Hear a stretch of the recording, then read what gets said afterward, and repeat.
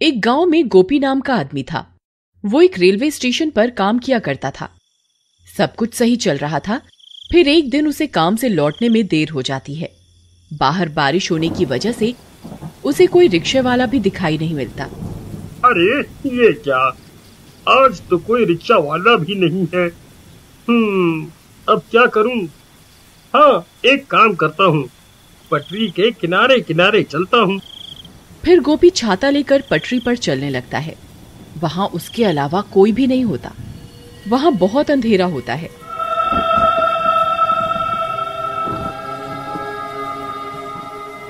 हे भगवान, यहाँ तो बहुत अंधेरा है। कहीं मैंने इस रास्ते से आकर कोई गलती तो नहीं कर दी?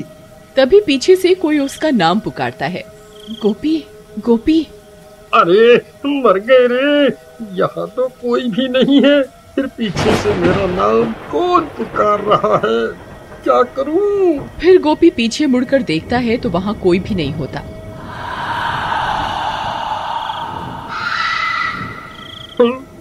अरे यहाँ तो कोई भी नहीं है। हे भगवान, कहीं वो अफवाह सच तो नहीं? नहीं नहीं, ऐसा नहीं हो सकता।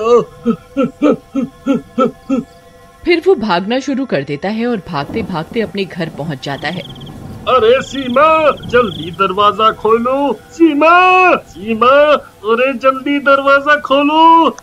अरे जल्दी खोलो। अजी क्या हुआ? आप इतने घबराए हुए क्यों हो? ऐसा क्या हो गया?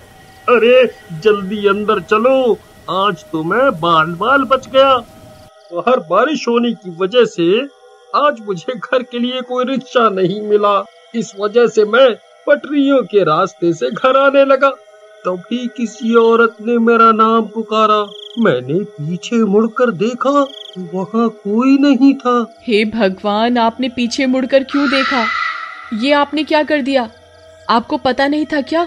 सब गांव वालों का कहना है कि अगर कोई औरत पटरियों पर तुम्हें पुकारे तो पीछे मुड़कर नहीं देखना, नहीं तो वो औरत तुम्हारे साथ तुम्हारे घर आ जाएगी। अरे मर गए, ये तुम क्या बोल रही हो सीमा? मैंने तो पीछे मुड़कर देखा था, लेकिन मुझे वहाँ कोई दिखाई नहीं दिया। अब क्या होगा? क्या वो चुड़ैल मेरे पीछे पीछे घर तक आ जाएगी? तभी कोई जोर जोर से उनके घर का दरवाजा पीटने लगता है। अरे मर गए रे, ये इतनी रात गए कौन आ गया? हाय रे, कहीं वो चुड़ैल तो नहीं आ गई? सीमा, तुम जाकर देखो ना, कौन है? फिर सीमा दरवाजा खोलने जाती है। फिर जैसे ही सीमा दरवाजा खोलती है तो उसे वहाँ कोई दिखाई नहीं देता। अरे यहाँ तो कोई भी नहीं है। फिर सीमा दरवाजा बंद कर देती है और कमरे की ओर जाने लगती है कि तभी फिर से कोई दरवाजा खटखटाता है। अरे अब फिर से कौन आ गया? अभी तो कोई भी नहीं था। सीमा फिर से दरवाजा खोलती है लेकिन बाहर कोई भी नहीं होता। लगता है कोई बच्चा शरारत कर रहा है। फिर सीमा दरवाजा बंद कर लेती है, लेकिन बाहर कोई गोपी का इंतजार कर रहा होता है। उसे इंतजार होता है गोपी का। अरे सीमा, लगता है कोई शरारत कर रहा है। तभी फिर से दरवाजे पर दस्तक होती है।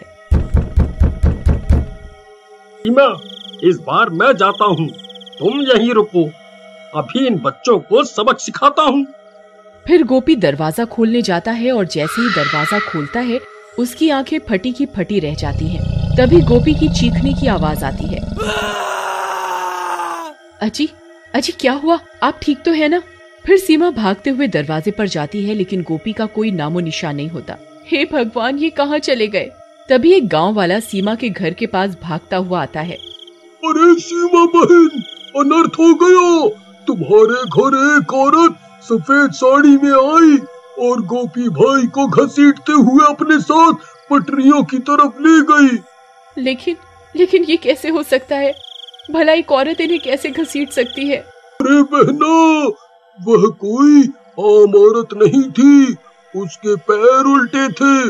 वो वही चुड़ैल थी जिसे लोगों ने अक्सर पटरियों पर चलते हुए देखा है। हे भगवान, वीरू भैया, हमें इन्हें बचाना होगा। आप चलिए मेरे साथ। फिर वे लोग अपने साथ कुछ गांव वालों को लेकर उन रेल की पटरियों की तरफ जाते हैं। वहां बहुत अंधेरा होता है। अरे गोपी भाई, आप कहाँ हैं? गोपी भैया, क्या आप मुझे सुन सकते हैं? अरे भाइयों, मैं यहाँ हूँ, इधर देखो आगे की तरफ, मुझे बचाओ, कोई मेरी मदद करो। अरे ये तो गोपी भैया की आवाज है, ये तो सामने से आ रही है, चलो भाइयों। फिर वे लोग दौड़ते हुए गोपी की आवाज का पीछा करने लगते हैं और कुछ ही देर में वहां पहुंच जाते हैं। वहां पहुंचकर उनकी आंखें फटी की फटी रह जाती हैं। चुड़ैल ने गोपी को रेल की पटरियों के बीच गाड़ रखा होता है। गोपी का सर बाहर होता है और बाकी का शरीर जमीन के अंदर होता है। अरे गोपी भाई, ये आपको किसने जमीन के अंदर गाड़ दिया?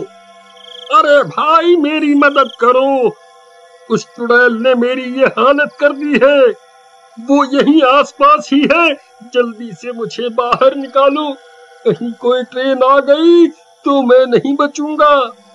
फिर कुछ गांव वाले गोपी का सर पकड़कर उसे बाहर खींचने की कोशिश करने लगते हैं।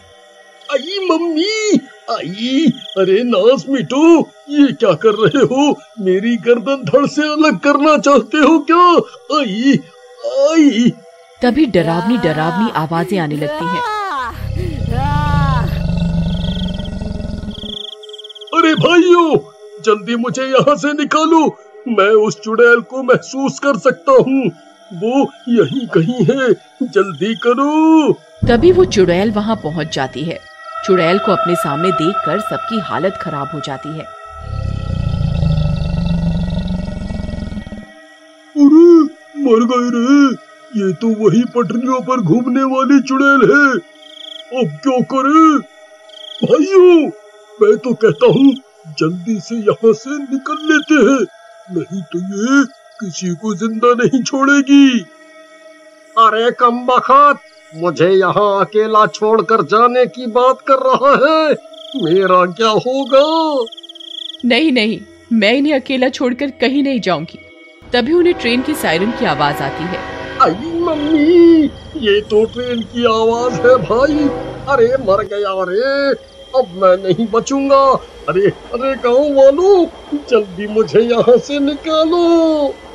फिर जैसे ही गांव वाले गोपी को फिर से निकालने की कोशिश करते हैं, चुड़ैल गुर्राने लगती है। अरे भागो रे, ये चुड़ैल अब हमें नहीं छोड़ेगी, भागो। फिर वे सब गांव वाले पटरी से दूर भाग जाते हैं। ट्रेन की आवाज भी अब तेज हो जाती है। सीमा दूर से आती हुई ट्रेन को देख लेती है। अब तुझे कोई नहीं बचा सकता, मैं तुझे मारकर तेरी आत्मा पर कब्जा करके और ताकतवर बन जाऊंगी। अब कोई फायदा नहीं है सीमा, ट्रेन बहुत नजदीक आ गई है, अब मैं नहीं बचूंगा, तुम यहाँ से चली जाओ, चली जाओ। नहीं नहीं जी, मैं आपको छोड़कर कहीं नहीं जाऊंगी, अगर मरना ही है तो साथ में मरेंगे। फिर इतना बोलकर सीमा गोपी के आगे लेट जाती है। नहीं सीमा, ये तुम क्या कर रही हो? देखो देखो, ट्रेन आ रही है, तुम यहाँ से हट जाओ। ए बेवकूफ औरत, ये तो क्या कर रही है? क्यों अपनी जान देना चाहती है? तू मेरा शिकार नहीं है, सिर्फ तेरे पति ने मेरी आवाज सुनी थी और मुझे पलट कर देखा था, सिर्फ ये मेरा शिकार है। तू इसकी वजह से अपनी जान क्यों दे रही है? चुड़ैल जी, ये मेरे पति हैं, मैं इनके बिना नहीं जीना चाहती। तभी वो ट्रेन और भी नजदीक आ जाती है। लेकिन सीमा का प्यार देखकर चुड़ैल का मन बदल जाता है, उसे भी अपना गृहस्थ जीवन की याद आ जाती है। अरे भाइयों, वो देखो ट्रेन आ गई, अब ये लोगों को कोई नहीं बचा सकता। तभी वो चुड़ैल अपना हाथ उठाती है और अपनी शक्तियों से ट्रेन को रोकती है। अरे वाह वाह वाह वाह, सीमा, ट्रेन रुक गई, हम तो बच गए। तुम दोनों जा सकते हो, मैं तुम्हारी जान नहीं ले सकती। मेरा एक काम करना, यहाँ झाड़ियों में मेरी लाश पड़ी हुई है, उसका अंतिम संस्कार कर दो, इससे मुझे मुक्ति मिल जाएगी। फिर गांव वाले उस चुड़ैल की लाश ढूंढते हैं और उसका अंतिम संस्कार कर देते हैं। और उस दिन के बाद से उन रेल की पटरियों पर किसी औरत की आवाज सुनाई नहीं देती।